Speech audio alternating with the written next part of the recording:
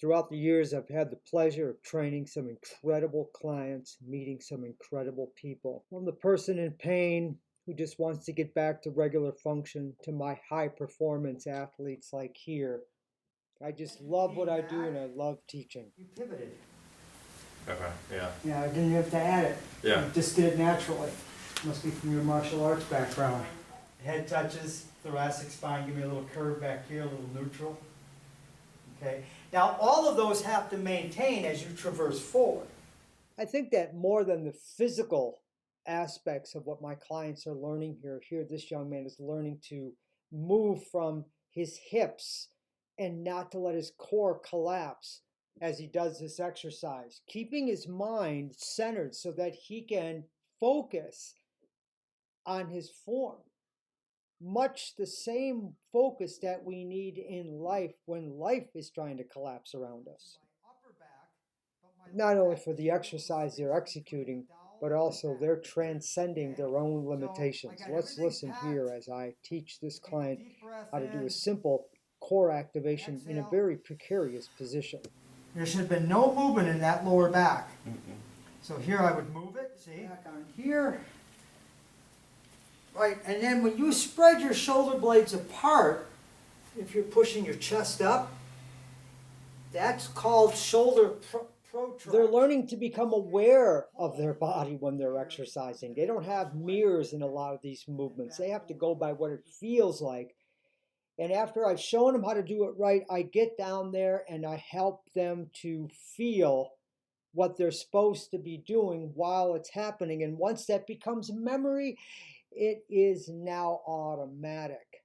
That's the key as we transition them up the phases and through the various steps upon which they will graduate, and they'll know all this stuff for life. Even in this exercise here, she's learning how to not move her back, but move her hip. I don't want that at all. Okay. In this inverted cross crawl movement, I don't want her back to move as her arm and her hips move, but at the same time, her core is stabilizing her body. And the age of the client. I've worked with them as old as 95 and as young as 8 years old. And here I'm just simply teaching this client how to do a deep breathing pelvic tilt. Let's listen in. So it's better to say my back is flat is when I exhale, and when I arch the back is when I inhale. I've even had clients drive in and fly in from other states to work with me for periods of time. Like this athletic client that drove all the way from Virginia, came up here for a number of days to go through the assessment, the screen, and then start the corrective exercise strategies and exercise tutorial videos. Here, this young man came to me at age 11. I think he's 16 years old here, but he worked his way all the way up. And when he first came to me, he couldn't even do one push-up. And here we're doing a push-up test for some strength endurance. Wow, this young man has come a long ways. He's now playing soccer at a Virginia State college.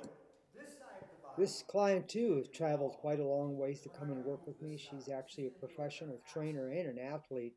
And here we're doing some neurodevelopmental work. I want you to look at your thumb. Keep looking at it. And you're just going to roll over onto your back. By the time the client gets to this level, you know they've earned their rite of passage. This single leg deadlift pattern that this trainer is learning to do here is part of her passage from working with me as a client, and she transitioned and worked with me as a mentoring student, and she did excellent.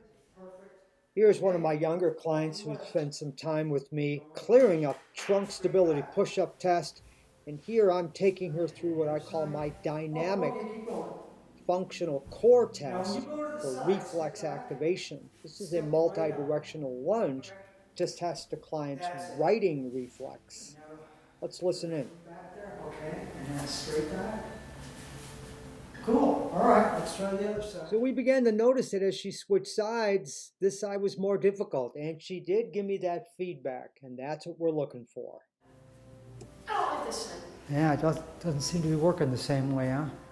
No, this test isn't easy. This dynamic core function test is not really liked by a lot of clients, but I always remind them that the tests or the exercises that they like the least are the movement patterns that they need the most work on.